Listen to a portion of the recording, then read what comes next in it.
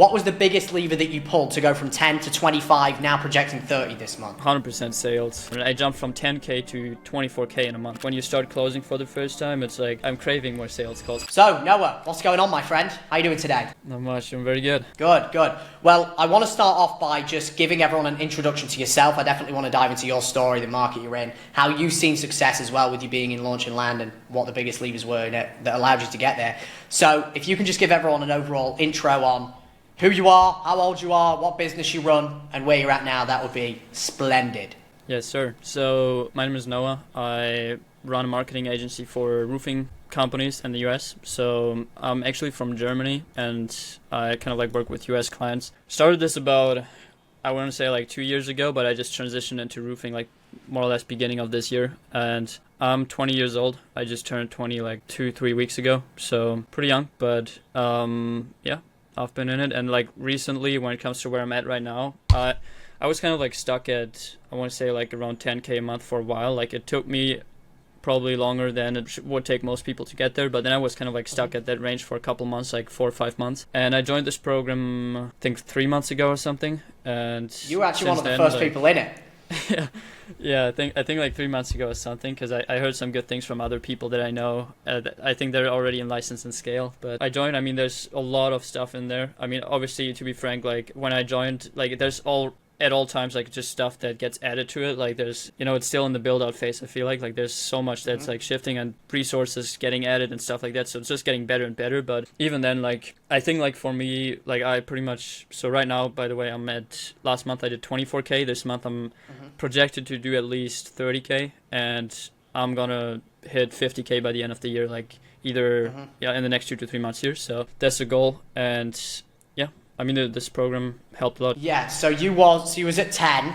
Yeah. Took you a while to get up there, and then obviously you joined. You're now at like 24, projecting 30K this month. What do you think, just for the people that were how long was you at that 10K range for? I think 5 months. 5 months, got you. What do you think, because 5 months is a long time in the agency world. In normal business, no, but like in the agency world, it's a very fucking long time, because people go from 0 to 100 light speed, and then they churn out a bunch of clients and shit goes wrong. But the point I'm trying to make is, you were stuck there for 5 months. What do you think the biggest thing, not even program related, but in general, what was the biggest lever that you pulled to go from 10 to 25, now projecting 30 this month? 100% sales, like getting better at sales. So I actually also, like apart from this, I got like another sales coach and stuff, but also the sales resources in the program helped a lot. And honestly, just practicing, like you got to have people around you that you can do role plays with, and you got to get the reps in, because I was like, for some context, I got an organic site, like I got a YouTube channel, and I was getting like calls from that. That's how I got to 10K, I would say, because you get like warm inbound leads, and those are easy to close. So you don't need any skills, you close people, and that's how I got to 10. But then in order for me to scale above 10, like you gotta have consistency. Like you gotta know, okay, like have a system like paid ads where you can put $1 in and get $3 out, for an example, like just to be able to like scale past that range and not have it like all be kind of like random. And for me, it was like a big thing to just learn sales, because before that I wasn't closing anything from B2B ads. I mean, I was, but not like really not at a point where it was like predictable, where I could say like I was getting leads and book calls, and I used to say like, I don't know, the quality is not good and stuff like that. But I mean, you start to realize that it's just like everything usually comes down to like just a sales issue. Like, I mean, if you can just get your close rate up to, I don't know, 20, even 20%, like, I think right now mine is at like 35%. To be fair, I do like a 2-call close process, but it changed everything, because now, like, I think looking at last month, I did like a big portion of what I did was from paid ads. And it was like the first month where I actually started closing, from paid ads a good amount. And I jumped from 10K to 24K in a month. In August, I did 10K. In September, I did 24. So it's just all... And when you were at 10 for the 5 months, was you running ads then as well? Or was that all organic? No, I was running ads too, but just at a much lower... Actually, not even... like I was running ads at the same rate. Like, I think like a bit more than $50 a day, but I just wasn't like... I wasn't comfortable scaling it, because I knew that I just didn't have the sales abilities. Like, I had the calls. Like, it wasn't like, I was at a point where, it's profitable and I got so many calls.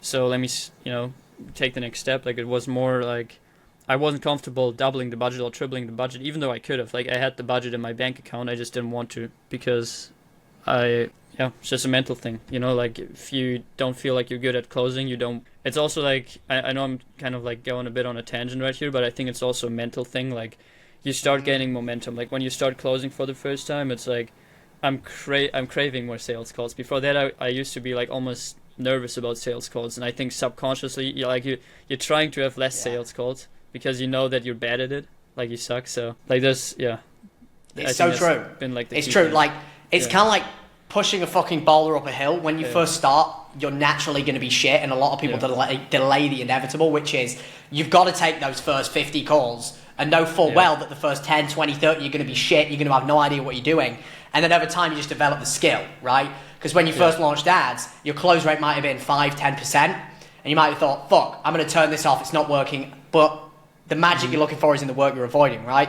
When you face the difficult thing like you've done, close rate's consistent now, you can now probably put $1 into ads, consistently get $3, $4, $5 out, and just reinvest back into the machine. And also, like, it gets a lot easier when it's like when you're good at something, it makes fun. Like, it's you know, it's fun. It's fun to up on sale. Maybe not necessarily fun, but you know, it's like a lot easier. Like, I want to get more calls. I want to scale. It's a lot. I'm a lot less miserable taking sales calls. Yeah. It is miserable initially when you don't know what you're doing. When you're not closing, it fucks with your morale. But that's like the valley of despair, right? As Hormozi calls it. Where in order to launch ads profitably, where you might be used to organic leads, already know you, like you, trust you, usually easier to close. You go to paid, which you need to do to have a predictable and scalable acquisition channel. And if you don't learn how to crack that, eventually you're going to have to anyway. So it's better to face it now than later down the line and kick the can down the road. So on the ad side, was it last month where you went from the 10 to the 25 in September? Yes. Last month I did 24, the month before I did 10. And how much did you spend on ads? And how much new cash did you generate? New cash was actually, so my MRR was pretty consistent at 10, so new cash was like around 13, 14. To be fair, chunk from that came from organic too. So I recommend, like, it's just like a side thing. I recommend anyone in the agency game to try to build like a brand and go the organic route, because I mean CAC is zero. Like, you know, it's just your time that you're putting in initially, but I got a good amount last month from that. And then, but then also, like, I would say probably more than half of what I closed, like the 13, 14K new cash, came from ads. I think I spent actually not that much, like three grand.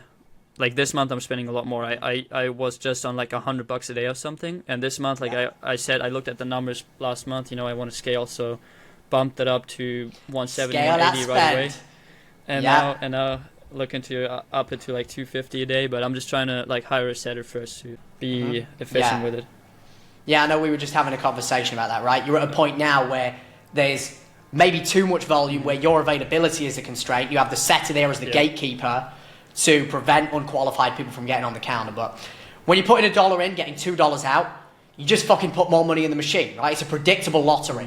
But the thing, what I've observed as well, which you've kind of got through that stage now, is that valley of despair when you launch ads and you're breaking even, or you're not making any money when you're validating your offer, your process, your sales ability, cracking lead quality as well, which all these pitfalls that people fall into. Once you've got it, like I would say, like, launching ads kind of like having a baby. Where it's like you have the baby, you got to wipe its arse and things like that when it first comes out, you got to feed it. Then it grows into a teenager, an adult, and then you just put more money into it. And you can make more money out of it. And then it gets really fun.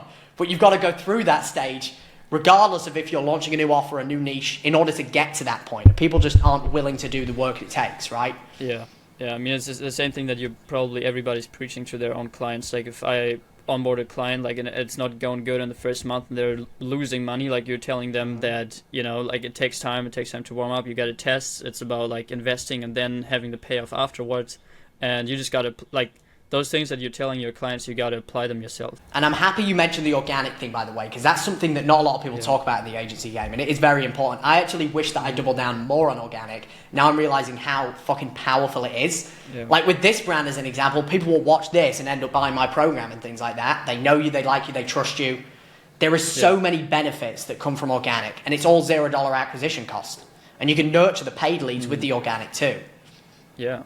100%. I mean, that gives me the flexibility. Like, even if my B2B ads like start to tank and I lose money on that, I get money from organic for free essentially. So and it's just getting better. Like it's just compounding. Like you invest time, and then at one point it becomes like you don't even have to post a lot anymore.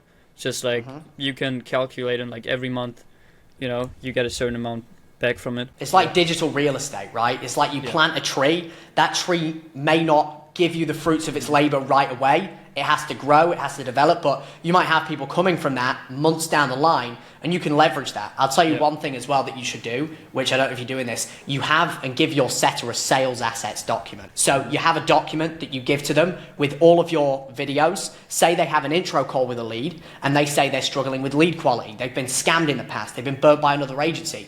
You have YouTube videos orientated to overcome those objections that you can send to them. Yeah, 100%. I mean, I work with roofing contractors. Like a lot of them are not like, I think there are even like industries. Like if you're in like fucking real estate or something, you would crush it if you run a YouTube channel, because those guys are all over YouTube. Like, and roofing is like one of the examples. Like you don't know a lot of roofers on YouTube, and it's still working. Like there's no excuse. Like no matter what you do in business or who you're going after, like it's always worth it. 100%. Organic is kind of like the fuel on the fire, because not only does it help you with the paid to nurture, it's a new acquisition channel as well, so it's a win-win. And now we're going into this big trust recession, because so many people are getting into like selling AI and running ads. The people that are going to win are the people that have the most digital real estate, the people that can be trusted the most, which ultimately means, just running image ads isn't really going to cut it anymore, especially if you don't have any organic and things like that. Yeah. But cool, man. And I guess if we were to wrap up here with the biggest takeaways that you've observed, number one, let's just go with in general. If you were speaking to somebody that was at 0 to 10K a month right now, what could you wish you would have told your former self 5 months ago that would have allowed you to get here quicker? What do you think that thing would be that you would tell him? I think from 10 to 24 or from 0 to 10? Let's do both. What would you tell both? Okay. 0 to 10, it's so much easier than a lot of people think. It's just a mindset game. You just got to work. Like, honestly, I think there's not that much. Like, if you're in a program like this, like the base program that you offer, you got everything that you need to go from 0 to 10 and a trillion times more. Like you don't need all that. You just need to book appointments, close appointments, and that's it. It's so simple. Yeah. You just gotta put in the works and the reps, and don't overthink it. And from 10 to 24 so far, it's similar. Like I think it's still at this stage. I would probably say from 0 to 30, it's probably volume, like just getting more appointments and closing more. But then like I would say from 10 to 30, whatever, like I think what starts to become relevant too is obviously retention, like building like MRR, not like taking care of your churn, building your product out. And also I think it just gets more complex, because now you got to look at sales and scaling things up, but also obviously delivering and making your first hires. Like I think 0 to 10 you don't need any hires, maybe like a VA or something, but over like now for me, like I gotta hire like a setter, and then I want to build a call center, so I gotta have like a CSR for that, and then other things you gotta manage things so you have more calls to handle. So I think I would say like my main takeaways, like from going from like 10 to roughly 30 now, would be just keep doing the volume still. Like it's relatively similar, but also put effort into your product, because if you just churn and burn and just don't care about the delivery, then I think it's going to be hard. 100%, bro. And then the final thing I would ask you mentioned you've obviously invested in this. You invested in sales coaching. I don't know if you've invested in anything else. One thing that kept me stuck for a while, I know it does for other people, is being afraid to invest in themselves. Are these the only two things you've invested in, or have you invested in other things as well? Got like a small, like another program, but this was like the only really, like apart from my sales coaching investment that I made. Yeah. I'm curious to know, what made you want to make the jump to actually invest in both of those things, more importantly? Because I think a lot of people have this belief around, every program or thing that they see online that they can buy being not worth it, a scam, whatever it may be. Why did you buy it? That's what I'm curious about. Both of them. I mean, I didn't really hesitate. Like right now I'm on a stage, like I don't come from money, I don't have a lot of money. My family doesn't have a lot of money. And I just had like money sitting in the bank. I don't have I'm not at a stage right now where I feel like I need to like fancy things or stuff. So I'm not attached to money. Like I'm attached to building cash flow, like building something that will make me a lot of money in the long run. Like if I got a goal in mind, for example, to reach 100K a month, then my $5,000 that I got in the bank right now, like are like shit against that. to be frank. So I would say, like, first of all, when it comes to spending money, I think you gotta think like in abundance. Like, you gotta think like, okay, like, I'm obviously getting something back. You know, and it's worth, like, depending on what your goals, it's definitely, you know, worth investing that money somehow. Then when it comes to, like, trusting people, like why I bought your program, for example, and I will also probably gonna buy a license and scale, is because because of your brand. I mean, I just trust. I think I followed you I actually knew you from another guy who was named Tarek, like very back in the days. I wasn't his coaching. Yeah. He was just saying, like, because I think he mentioned, like, you and him, like, you were in, like, Andrew Tate's program, and then, you know, he just, like, every day he said, like, how crazy you are and stuff like that. And then I looked you up. I just followed your YouTube along, and what I think was inspired, like, you're obviously my age, like, we're pretty much the same age, and what you achieved, I think, you know, like, you just can't say anything against it. Like, you achieved it and you did it. So I think paying people who already did what you want to achieve is, like, a no-brainer. Especially, like, you know, considering the price of your program, it's not expensive at all for, you know, what you're getting back, I guess. I mean, if you, even from 0 to 10, like, if you want to make 10K a month, investing like a couple grand into a program, if you have the money, like, do it. It's a fucking no-brainer, right? It pisses me off when people are like, oh my god, it's expensive. It's like, you pay like 4 or 5 grand to learn how to make 10 grand a month forever, and you keep that skill and it compounds. It, like, people just aren't willing to invest in themselves. Even if it's shit and it's a mistake, like, you lost 3-4 grand, but it, like, even for the, like, mindset aspect of it, like I said earlier, like, you want to behave like you tell your clients to behave. Like, if you want to sell people on a $5,000 program and invest in you, then you also got to be able to take money and invest in yourself. Like, it's that alone is an ROI. Like, if you just make the commitment and just, no matter where you go, pay somebody a couple grand, even though you don't have a lot of money in your bank account, they will fire you up, and it's just like a mindset type of thing. It's kind of like the agencies that run ads for their clients but won't run ads for themselves. Yeah. It's like, what the fuck? It's kind of like a fat person teaching people how to get fit. It just doesn't make any sense. So 100%, bro. Well, I appreciate you having you on. I'm sure people are going to get a ton of value from this. Have a good day. See you later. Yes, sir. Bye.